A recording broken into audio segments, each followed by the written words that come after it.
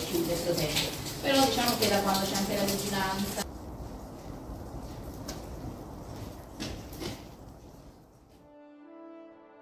හිතවතුනි අද මම මේ ඉන්නේ ඉතාලියේ පොම්පෙයි පුරාවිද්‍යා උද්‍යානය ළඟ.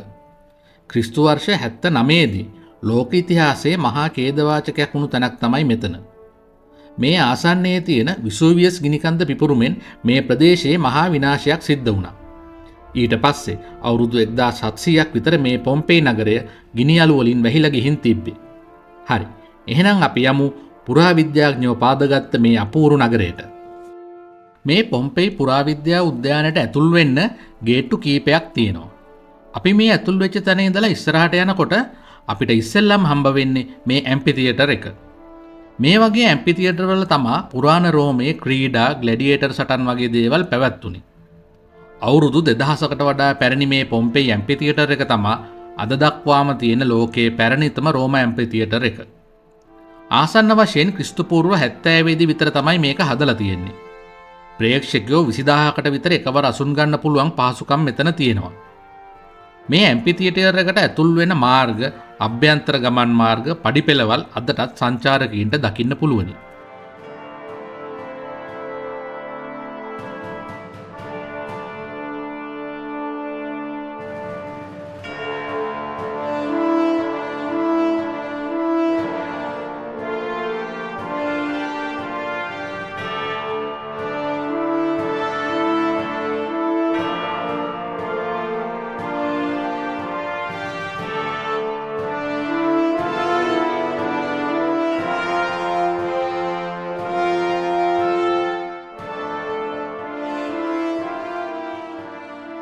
ඊට පස්සේ අපි ඇතුල් වුණේ ඇම්පිතියටර් එක ගාව තියෙන තවත් පුරාණ ගොඩනැගිල්ලකට.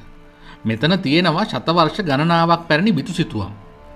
පොම්පෙයි නගරයේ තිබ්බ දේවල් සංරක්ෂණය කරලා මෙතනදී දැක ගන්න පුළුවනි. ඒ වගේම ගිනිකන්ද පුරන වෙලාවේ අළු වලට යට වුණු විවිධ උපකරණ වගේම ආහාර පවා මෙතනදී දැක ගන්න අවස්ථාව තියෙනවා. විශේෂයෙන්ම පාන්, විවිධ ඇට වර්ග, මස් වගේ ආහාර තමයි මේ කළු පාටින් තියෙන්නේ. මෙතන තියෙන බොහොමයක් දේවල් ආරක්ෂිත වීදුරු වලින් ආවරණය කරලා තියෙන්නේ. ඒ හින්දා කැමරාවට අල්ල ගන්න තමයි ටිකක් අමාරු.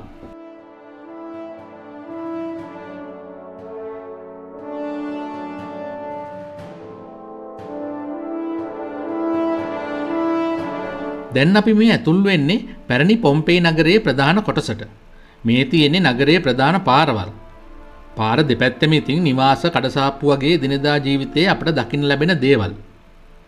මේ ගල් අතුරපු මාර්ග අවුරුදු ගණනාවක් රෝම වැසියන් අශ්ව කරත්ත ගමන් කරපු ඒවා. ඒ නිසාම ඉතා සුමටව අපිට මේවා දකින්න තියෙනවා.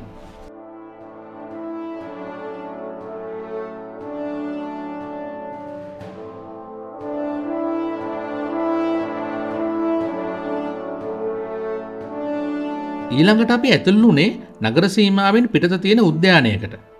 පොම්පෙයි නගරවැසියන්ගේ භූමදාන කටයුතු කරපු ප්‍රදේශයක් හැටියට තමයි මේ කලාපය පුරාවිද්‍යාඥයින් නම් කරන්නේ.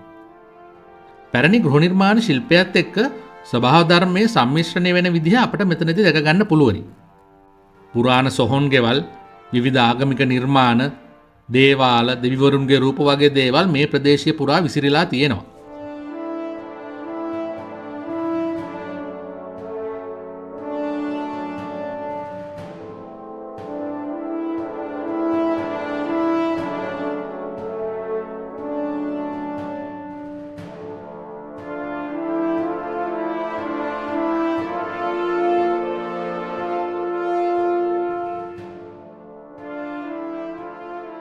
උද්‍යානයේ ඇවිදලා ඉවර වෙලා අපි ආයෙත් පොම්පෙයි නගරයට ඇතුල් වුණා. ඉතිහාසඥයින්ට අනුව 11000ත් 15000ත් අතර ජනතාවක් මේ පොම්පෙයි නගරය ආශ්‍රිතව ජීවත් වෙලා තියෙනවා. මාර්ගයේ දෙපැත්තේ විවිධ ප්‍රමාණයේ විවිධ හැඩැති නිවාස බොහොමයක් අපට දක ගන්න පුළුවන්.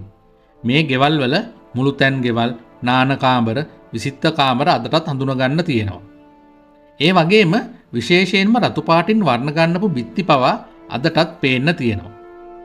ඒ වගේම මුළුතැන් ගෙවල් වල තියෙන කෑම උයන උදුන්, ආහාර ගබඩා කරන විශාල මුට්ටි පවා අපිට නිරීක්ෂණය කරන්න පුළුවනි. නිවාසවලට අමතරව වෙළඳසැල් පවා මේ පොම්පෙයි නගරේ අඳුර ගන්න තියෙනවා. වයින්, ඔලිව් තෙල් වල ඉඳලා මැටි භාණ්ඩ, රිදිපිලි උපකරණ මේ සෑම දෙයක්ම ඒවායේ අලෙවි වෙලා තියෙනවා. විශේෂයෙන්ම විසුවියස් ගිනිකන්දේ හදිසි පිපිරීමෙන් මේ නගරය විනාශ වෙච්ච නිසා ඊටාම සජීවී නගරයක තිබුණු සියලුම ලක්ෂණ අදටත් අපට දැක ගන්න පුළුවනි.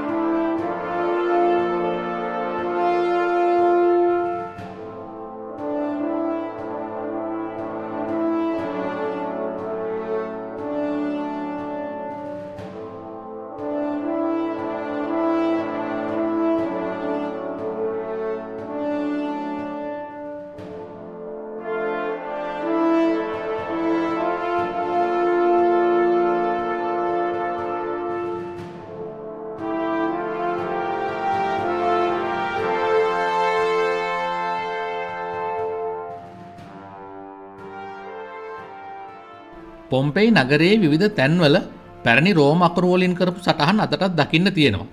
ඉතිහාසඥයන් කියන විදිහට මේවා ඡන්දය භාවිතා කිරීම, ග්ලැඩියේටර් සටන් නිවේදන, සාහිත්‍ය කරුණු, මිලදර්ශක, මාර්ගවල නම් වගේ ශේෂ්ත්‍ර ගණනාවක් ආවරණය කරන දේවල්. හිතවතුනි, මේ පොම්පෙයි නගරයේදී දකින්න පුළුවන් විශේෂ දෙයක් තමයි බිතු සිතුවම්. බොහොමයක් ගෙවල් වල, පොදු ගොඩනැගිලි වල මේ වර්ණවත් සිතුවම් දකින්න තියෙනවා. ලස්සනම දේ තමයි දරුණු ඛේදවාචකයෙන් පස්සෙත් තවත් අවුරුදු 2000කටත් ආසන්න කාලයකට පස්සේ මේ සිතුවම් අදටත් අපට දකින්න පුළුවන් එක. විශේෂයෙන්ම රතු, කහ, නිල්, කොළ වගේ වර්ණ වලින් කරපු සිතුවම් තමයි ඒවා. මේ බොහොමයක් සිතුවම් වලට මාතෘකා වෙලා තියෙන්නේ දෙවියන් හා වීරයන් ගැන තියෙන මිත්‍යා කතා සහ රෝම වැසියන්ගේ එදිනෙදා ජීවිතවල අංග. පවුලේ එකතු වීම, උත්සවාදියේ ඉඳලා අවට පරිසරයේ දකින්න පුළුවන් මල් වර්ග, සිංහයෝ, මුවන්, කුරුල්ලන්, මුහුදු ජීවීන් වගේ සත්තුන් මේ බිතුසිතුවම් වල අන්තර්ගතයි. ඇත්තටම මේ චිත්‍රවල තියෙන උද්‍යාන, භූමි දර්ශන, ගෘහ විද්‍යාත්මක නිර්මාණ වගේ දේවල් ත්‍රිමාන මට්ටමට ආසන්න ඉතා දියුණු ලක්ෂණ පෙන්눔 කරනවා. ශතවර්ෂ ගණනාවක් අලු යට කාලයේ වැලිතලාවෙන් වැසී තිබුණු මේ චිත්‍ර විශිෂ්ට ගණයේ සංරක්ෂණ ක්‍රම හේතුවෙන් අදටත් ඉතාම වර්ණවත්ව අපට දකින්න පුළුවනි. මේ චිත්‍ර හුදෙක් චිත්‍ර විතරක්ම නෙමෙයි. මේවායින් ක්‍රිස්තු වර්ෂ 79 වගේ කාලයක රෝම ජනතාවගේ තියුණු කලාත්මක හැකියාවන්, සංස්කෘතික වටිනාකම් වගේම එදිනෙදා ජීවිතය ගැන තොරතුරු දක්වනවා.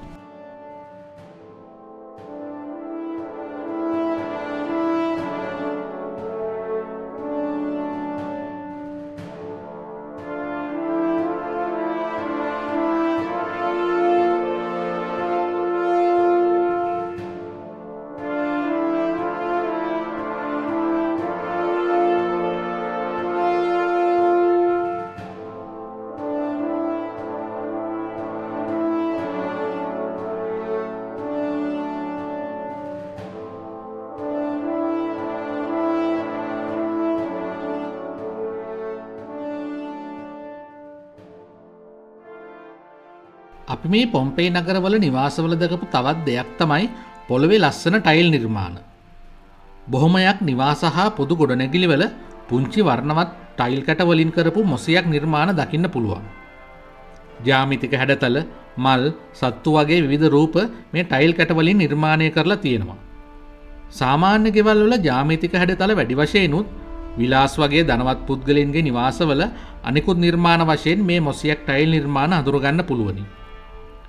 මේවට අමතරව මුළු තැන් ගෙවල්, නාන කාමර, මැදමිදුල් වගේ තැන්වල ටයිල් භාවිතා කරලා තියෙන ආකාරය අපට බලා ගන්න තියෙනවා.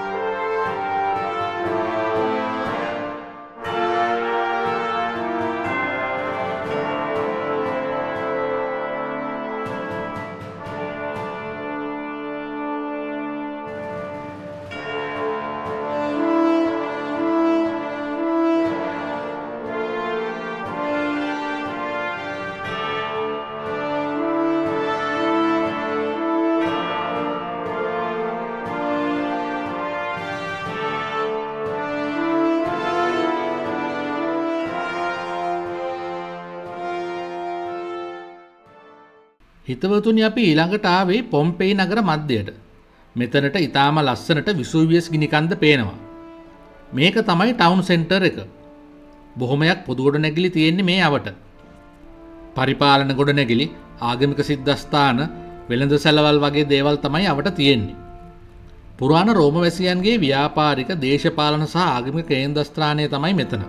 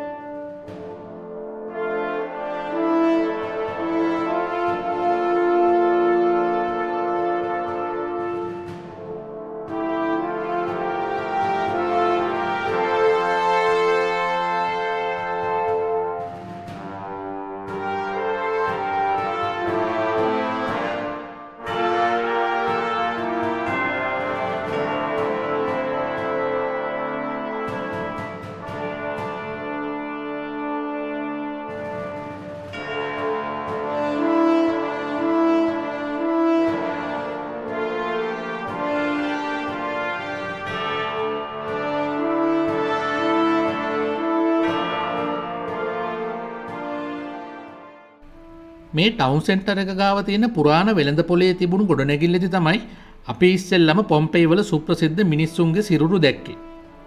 විසුවියස් ගිනිකන්දේ පිපුරුමත් එක්ක බොහොමයක් මිනිස්සු තමන් හිටපු ඉරියව් වලින්ම මිය ගිහිල්ලා තිබ්බා.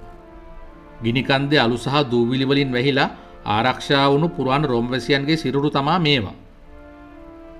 පොම්පෙයි නුවර ඛේදවාචකයේ තරම කොච්චරද කියලා අපිට මේ සිරුරු දිහා දැක්කහම හිතා ගන්න පුළුවන් නේද?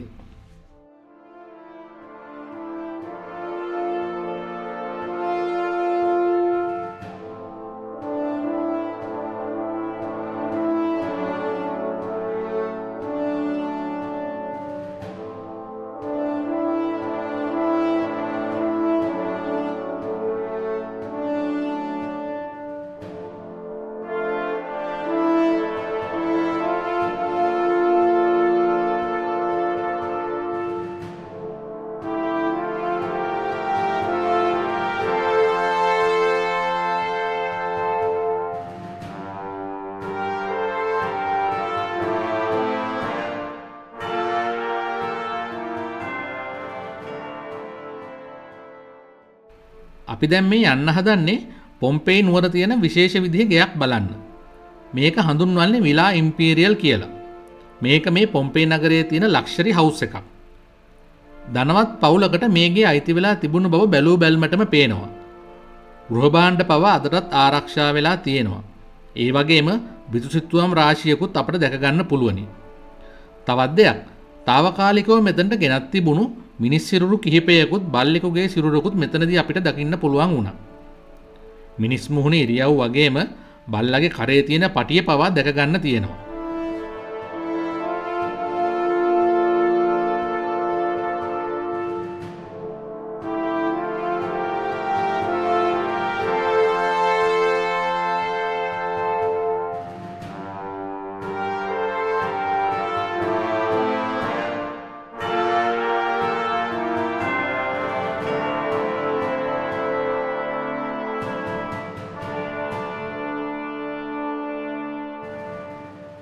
හිතවතුනි මේ පොම්පෙයි නගරයේ තියෙන තවත් විශේෂී ගොඩනැගිල්ලක් තමයි මේ බ්‍රෝතල් හවුස් එක. එහෙම නැත්නම් ගණිකා නිවාසය. පුරාණ රෝමවැසියන්ගේ පෞද්ගලික සහ සමාජීය ජීවිතය පිළිබඳව හෙළිකරන තැනක් තමයි මේක. තට්ටු දෙකේ ගොඩනැගිල්ලක් වුණු මේ ගණිකා නිවාසය පටු කොරිඩෝ, කුඩා කාමර සහ ගලින් කරපු ඇඳන් වලින් සමන්විතයි. ඒ වගේම මේ කාමර බිත්තිවල විවිධ ලිංගික ක්‍රියාකාරකම් දැක්වෙන චිත්‍ර ඇඳලා තියෙනවා.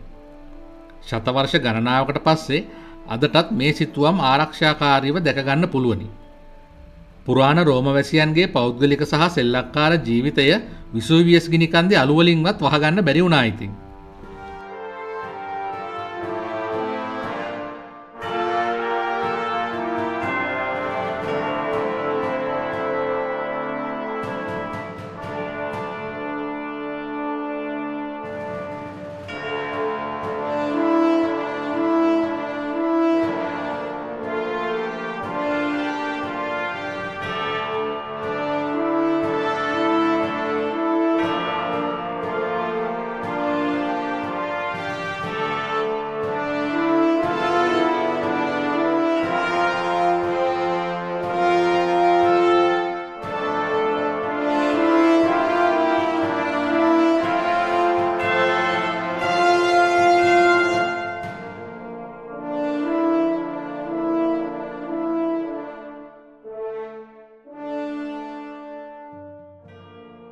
අපි මේ ඇවිල්ලා ඉන්නේ පොම්පෙයි නගරයේ තියෙන සංවේදීම කොටසකට.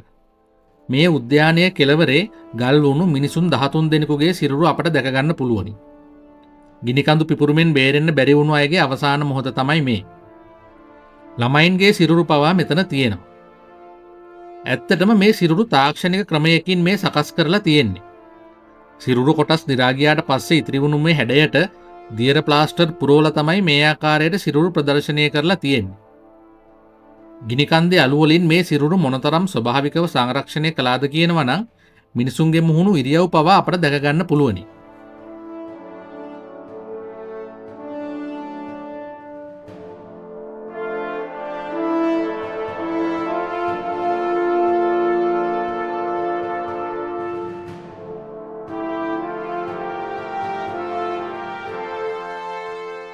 ඉතින් අපේ මේ පොම්පේ සංචාරයේ අවසානයේට අපි මේ ඇවිල්ලා ඉන්නේ. මෙහෙම විනාඩි 20කින් වගේ ඔයාලට පෙන්නුවට සම්පූර්ණ ගමනට අපිට පැය 5ක් විතර ගත වුණා. සැරෙන් සැරේ වහින්න ගත්ත හින්දා වැස්සෙන් බේරෙන්නත් සිද්ධ වුණා. මේ පොම්පේ නගරය අලු යට සැඟවුණු ඉතිහාසයක්. ඒ වගේම පුරාණ රෝම වැසියන්ගේ ජීවන තත්ත්වය ගැන ලෝකයට කියාපාන කැඩපතක්. ක්‍රිස්තු වර්ෂ 79 වගේ කාලයක රෝම වැසියන්ගේ ජීවන තත්ත්වය ගැන බොහෝ දේවල් මේ පොම්පේ නගරයෙන් අපට පෙන්වනවා. විසූවියස් ගිනිකඳු පිපුරුමෙන් මේ නගරය එදා විනාශ වුණත් ඒ අලු සහ දූවිලි ශතවර්ෂ ගණනාවක් මේ නගරය ආරක්ෂා කළා. ඉතාමත්ම දියුණු තාක්ෂණික ක්‍රම මගින් මේ පුරාණ රෝම නගරය අපිට මේ විදිහට දැක ගන්න නැවත ගොඩනගන්න පුරාවිද්‍යාඥයින්ට හැකි වුණා. ඒ වගේම අදටත් ඒ සංරක්ෂණ කටයුතු නව කැණීම් කටයුතු මේ පොම්පෙයි නගරයේ සිද්ධ වෙනවා. අනාගතයේදී අපිට තවත් අලුත් තොරතුරු ඒ වයින් දැක ගන්න ලැබේ. එහෙනම් අදට ගිහිල්ලා එන්න. ආයෙත් ලෝකයේ ලස්සන බලන්න මාදුට ලෝකයේ තුලින් අපි හමු වෙමු.